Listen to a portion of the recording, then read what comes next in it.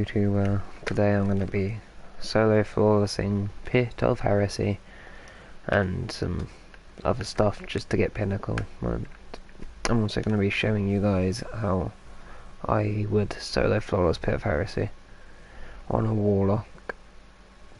So before we actually start this properly, I'm going to show you what I'm going to be using. So for the first few encounters I will be on Bottom Tree Void Walker using his Noggy's Burden, the Recluse, 21% Delirium, Nezarac's Sin, Hive Armament, Mind Resist, Hive Invigoration, I think that is Hive Repurposing, and Hive Barrier. All because this entire dungeon is Hive, and with Hive Armaments, every time you get a kill with your grenade, you get heavy ammo. I think it's Hive Repurposing, every time you break a shield you get your grenade back. And then Hive Invigoration, I think it was, I can't remember exactly what it does. I think it's something like every time you kill a powerful Hive enemy, defeating a challenging Hive enemy refreshes your class ability, so that can help you if you're like on the Hunter or a Titan. I don't know about you two, but like on Hunters you will need to dodge a lot if you're going to use Wormhusk or something like that. And like every time you kill a powerful enemy with your heavy or your Izanagi's or something, it gives you your dodge back. It's a win-win situation.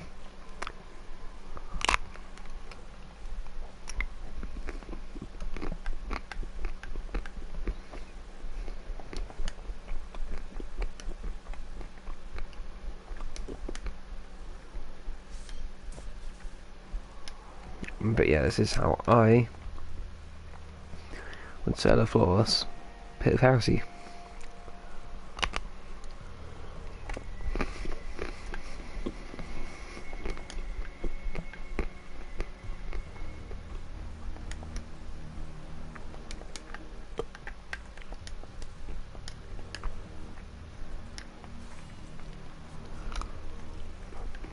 Yeah, I am playing one-handed right now.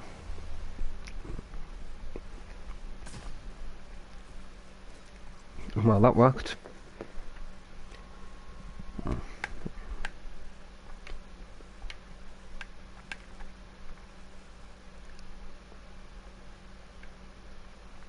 Yeah, how I play is like, for these encounters, you've got as much time as you need for the first two encounters. There is no rush to get it done. And there is no time limit.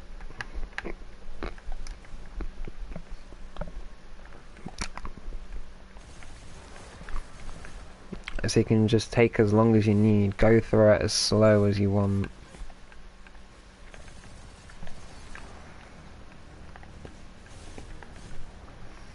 You don't need to rush in and kill the boss as soon as possible. You don't need to take out the annoying guys, like, oh, I forgot what they're called now. The disciples, that's the word.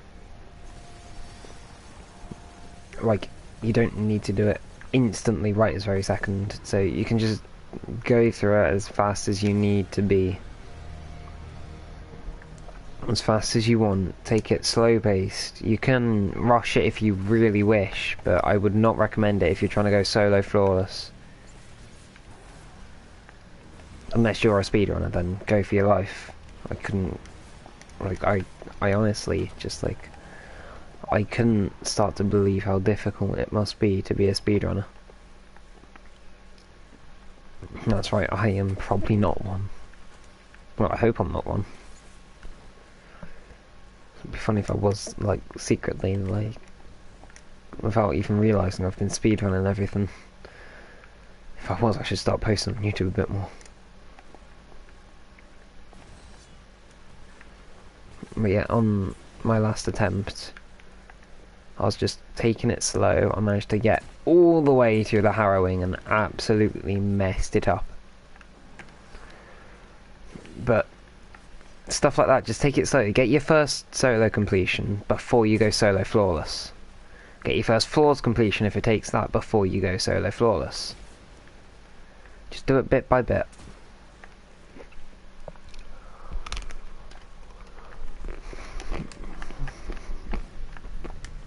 My second bit of advice.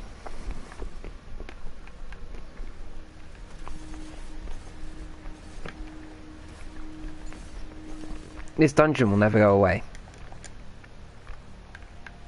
So, even if you don't get it in one season, but you still want to do it, but like, it's near the end of the season when you're trying, so then the season runs out, and you've just given up because you think that you can't do it anymore.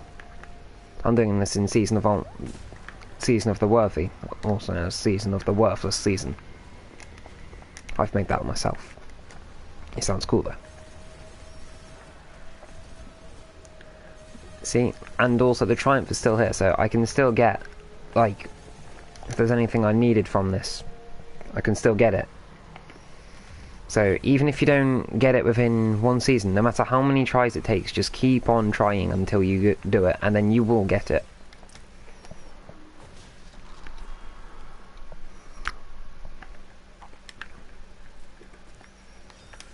But like, yeah, just don't stop.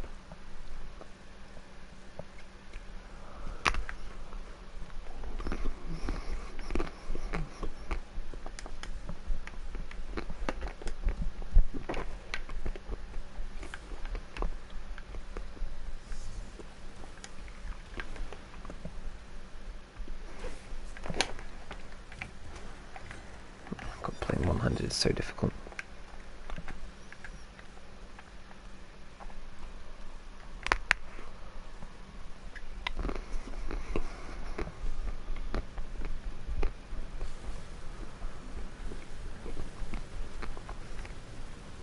Yeah, right, I'm playing 200.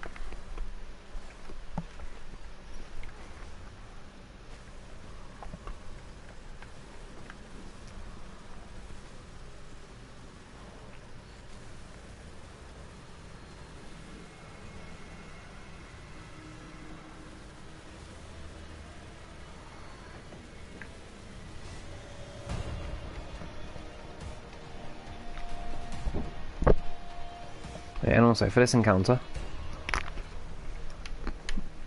there's an unlimited amount of swords.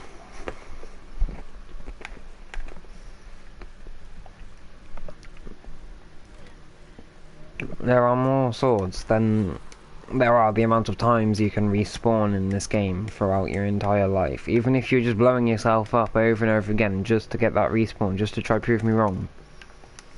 You will always have more swords.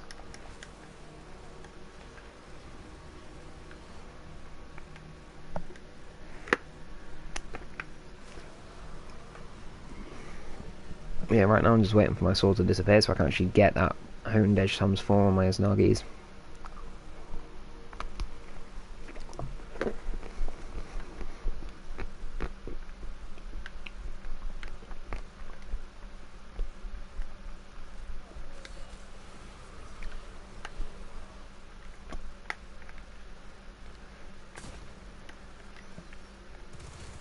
Oh, hello.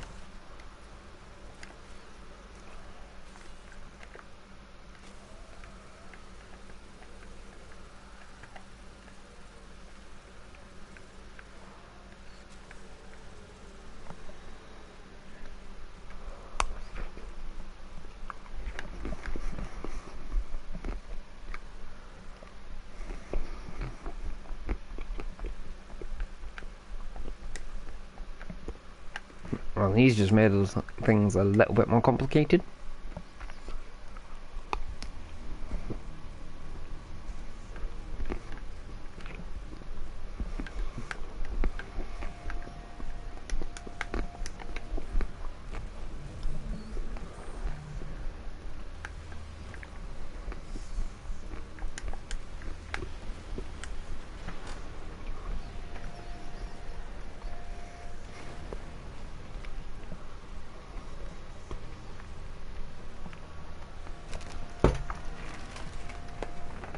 Okay, alright.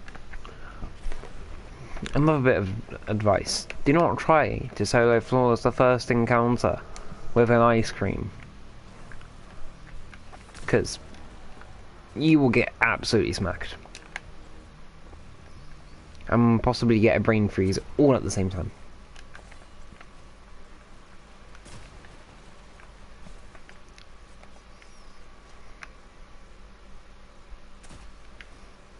Why did you disappear on me?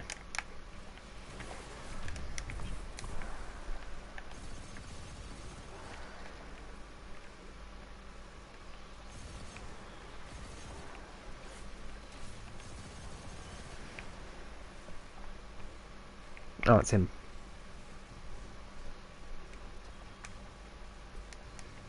Yeah, what I'm doing is I'm getting a new sword every time I go to one of the places. Now, I know earlier I said you don't actually need to get new swords, but I'm just doing it so I can take care of them ads how I would take care of the ads normally. I'm like getting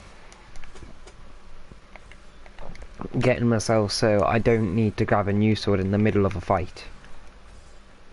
So I can use one sword per person rather than like 1.5 swords per thing disciple. Because if you need to grab a sword halfway through, that could be the end of your run right there. If you don't play smart enough against stuff up in light, it could be.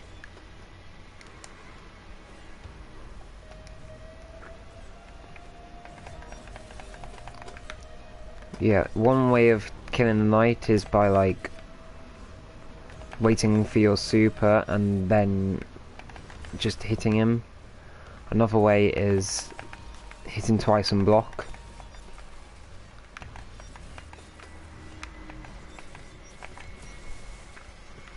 Just repeatedly hit him twice, block, hit him twice, block, hit him twice, block, hit him twice, block, and just keep doing it until he's dead. Or just use your super, wait, use your super, wait, use your super, wait, use your super. What did we get? We got minus something letters, yeah. Minus divide thing. So many names for so many symbols in this game, why can't we just call them one thing?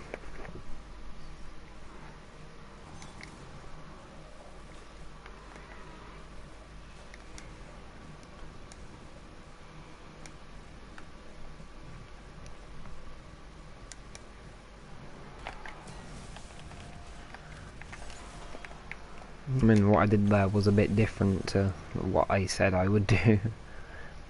But, like, if you get an easy pit keeper like that and you've got your supercharged on your sword, you may as well. It's just a free kill, pretty much. It's almost like you're standing in there saying, please kill me.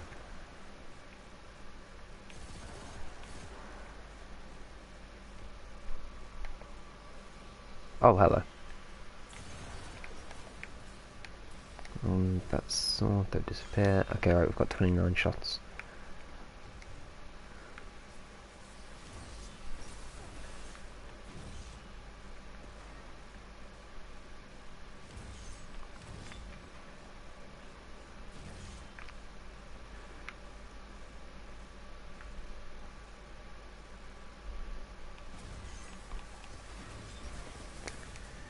Right, this is possibly the hardest one of all three of the disciples, and this will be the flawless ruiner.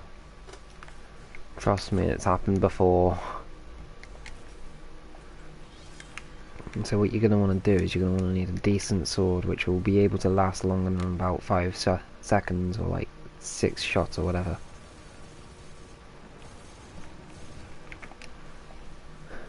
And you're just going to want to, like, if you have to, use a solo weapon against him.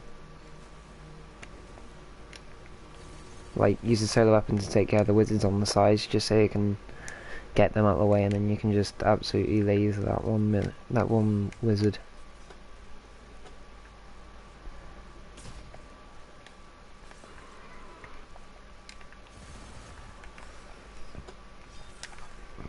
But yeah, like I said a million times now, there is no rush. This is the most important thing about getting a flawless. You don't have to rush these encounters. You're not speedrunning. Then people who speedrun flawless it, they're insane. Unless you're insane, like God tier, you don't need to speedrun. Like, no offense, but I wouldn't say you'd be able to flawless speedrun if you're watching a guide.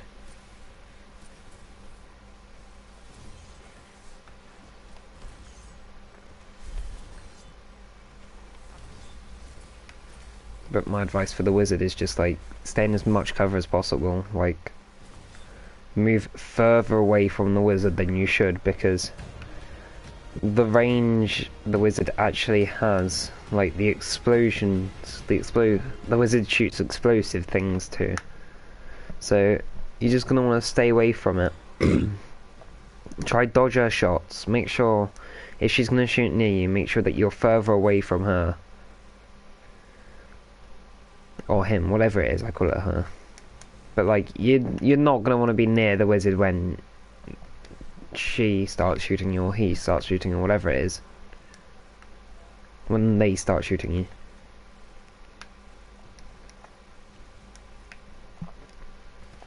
And now it comes to this part. For this part, you don't actually need to kill these ads. You just need to kill that knight which appears. I'm going to use my Nova Bomb, but you can use anything. You can use the Izanagi's, you can use your sniper if you don't have Izanagi's. You can even use, like, a machine gun if you want to. Not recommended. But you need to... Your job is to kill that knight in any means possible.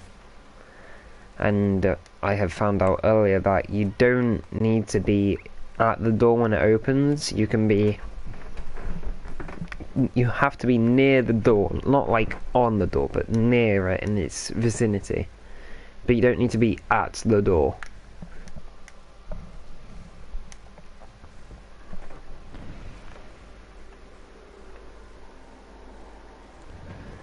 Yep, for this next encounter, it's possibly the most boring encounter.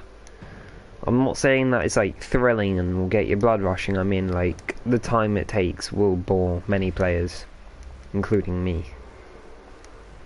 But like, for this one, you're just gonna want to be patient. The ogres, they will like, once they hear you or like see you coming, they will stand at the door and wait there for God knows how long. I don't actually have any certain set in stone advice, because the AI is random, but like, all I can say is you just gotta be patient for this encounter. The ogres will eventually go away from the door. God knows when, but they will. And you just gotta wait until that moment happens to literally just run through.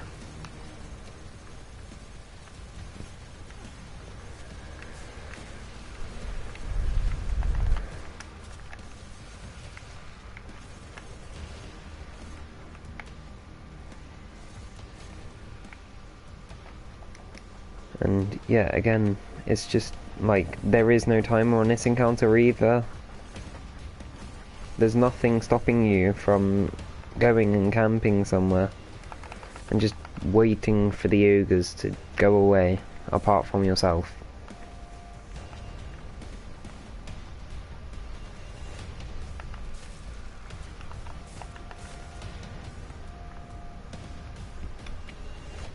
But for hunters, this isn't really for hunters, but if you're going to do it on your hunter too, if you're trying to do it on all characters, I would recommend something like the Night Stalker, where your dodge makes you invisible, or like Assassin's Cowl or something, where like, because this orb counts as an empowered melee. Not your melee ability, but the charged orb, this orb. A bit like in, what's it called? Scourge, when the battery counts as a charged melee. This orb will count as a charged melee, and so does every other orb in this dungeon. So you can, like, if you want to sneak past the ogres, you can't be bothered to wait. Just like melee a thrall or something, and then just like run out whilst you have the chance invisible, and then just Like, make it as far as you can without losing your invisibility, and then eventually you will lose it, and then that's when you need to start panicking.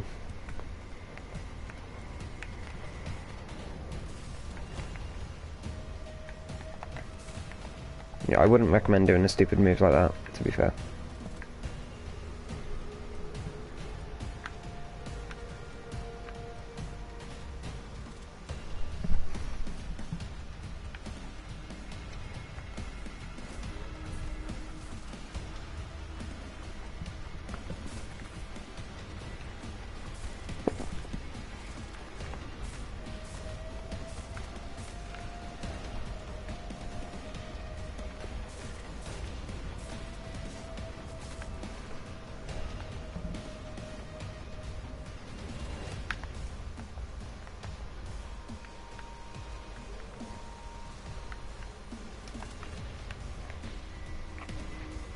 But like, yeah, for this encounter, you're just gonna wanna have to like play it semi-safe. You're gonna have to make some risks, but like, don't make any which you know won't be possible.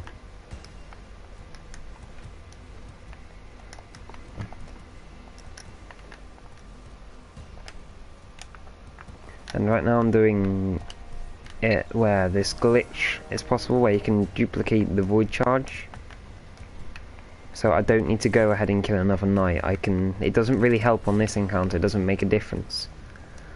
But on future encounters like Zolmak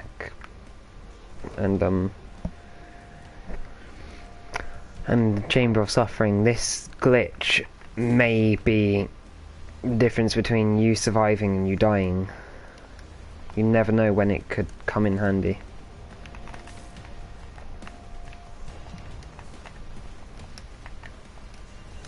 But yeah, for this encounter, this glitch could either make or break your flawless run. Because, yes, you are spending less time on killing the knights and more time on just rushing ahead and getting all the orbs done. But you're also taking quite a risk when you want to go into a tunnel. Like, don't come any further, please.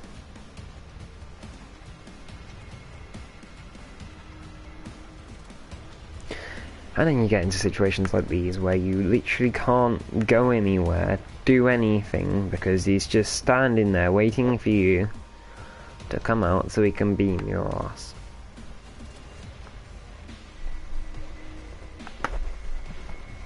And now he's trying to bait you. And now he's seriously gone, I think. Oh, nope, he's still trying to bait you. And I would hide before you die like that. Right. Yeah, this is a failed run again. I've never actually lost a run to this encounter, so that's a first.